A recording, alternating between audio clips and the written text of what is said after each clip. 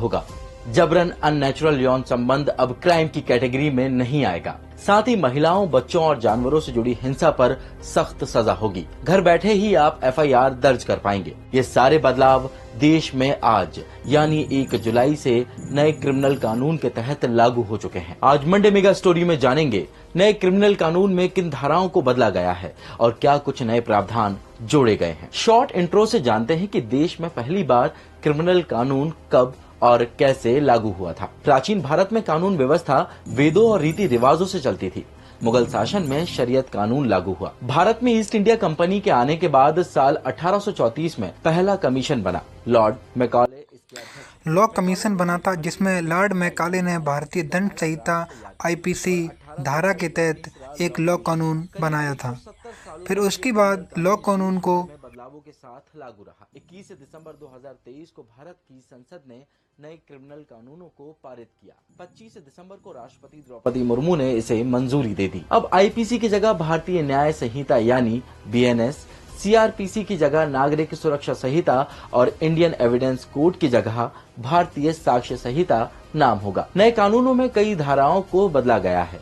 इनमें मर्डर के लिए अब 302 की जगह 101, रेप के लिए 375 की जगह 63, ऐसे ही गैंग रेप, दंगे, दहेज हत्या, हत्या का प्रयास, मानहानि, किडनैपिंग, हमला करना जैसे अपराधों की धाराएं भी बदली हैं। नए कानूनों में कुछ जोड़ा तो कुछ हटाया भी गया है।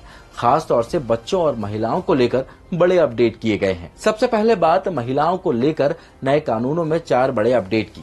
पहला है शादी का झांसा देकर यौन शोषण करना अपराध होगा। धारा 69 के तहत दोषी पाए जाने पर 10 साल की जेल और जुर्माने का प्रावधान है। इस तरह के अपराध में पुलिस बिना वारंट के अपराधी को गिरफ्तार कर सकती है। दूसरा है नाबालिग से गैंग रेप में फांसी। धारा 70(2) के तहत गैंग रेप और उसकी कोशिश करने पर अपराध में शामिल हर व्यक्ति को फांसी की सजा हो सकती है। वहीं धारा 70(1) के तहत वयस्क महिला के साथ गैंग रेप के अपराध में दोषी को उम्र कैद, 20 साल की सजा और जुर्माना हो सकता है। तीसरा है एक्स्ट्रा मैरिटल अफेयर अपराध नहीं होगा। एडल्ट्री को हटा दिया गया है। अब बीएनएस के तहत धारा 84 के तहत किसी शादीशुदा महिला को धमकाकर, फुसलाकर उससे अवैध संबंध बनाना अपराध माना जाएगा। चौथा है 18 साल की कम उम्र की पत्नी से जबरन फिजिकल रिलेशन बनाना रेप माना जाएगा। पहले आईपीसी की धारा 375 में ये उम्र 15 साल थी। देश में लड़कियों की शादी की कानूनी उम्र 18 साल है, लेकिन मुस्लिम पर्सनल लॉ में 18 साल से कम उम्र में शादी की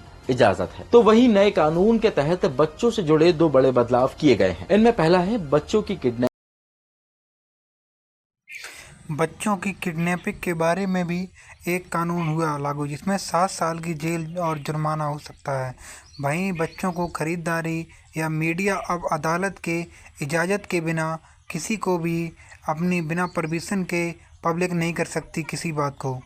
और मेडिकल लापरवाही की वजह से मौत होने पर जाने स्टाफ को 5 साल की सजा और डॉक्टर को 2 साल की सजा हो सकती है। पुलिस या मजिस्ट्रेट को सूचना दिए बगैर भाग जाता है तो उसे नए कानून के तहत 10 साल तक की जेल और 7 लाख तक का जुर्माना हो सकता है। भारतीय न्याय संहिता में छोटे मोटे अपराध के लिए कम्युनिटी सर्विस का जिक्र किया गया है, जिससे समाज को फायदा होता है। इसके अलावा बीएनएस की धारा 291 के मुताबिक यदि कोई पालतू जानवर किसी व्यक्ति पर अटैक करता है या कोई नुकसान पहुंचाता है तो जानवर के मालिक को 5,000 रुपए का जुर्माना और 6 महीने की जेल की सजा हो सकती है। देश में बढ़ती मॉब लिंचिंग की घटनाओं को देखते हुए बीएनएस की धारा 103(2) के मुताबिक ग्रुप के हर व्यक्ति को फांसी की सजा हो सकती है। मॉब लिंचिंग में उम्र कैद और जुर्माना भी हो सकता है। साथ ही इस बार आतंकवाद को क्रिमिनल कानून में शामिल कर लिया गया है। दोषी पाए जाने पर आरोपी को फांसी और उम्र कैद की सजा हो सकती है। भारतीय नागरिक सुरक्षा संहिता यानी सीआरपीसी के उन बड़े अपडेट्स को अब जानते हैं जो आम लोगों को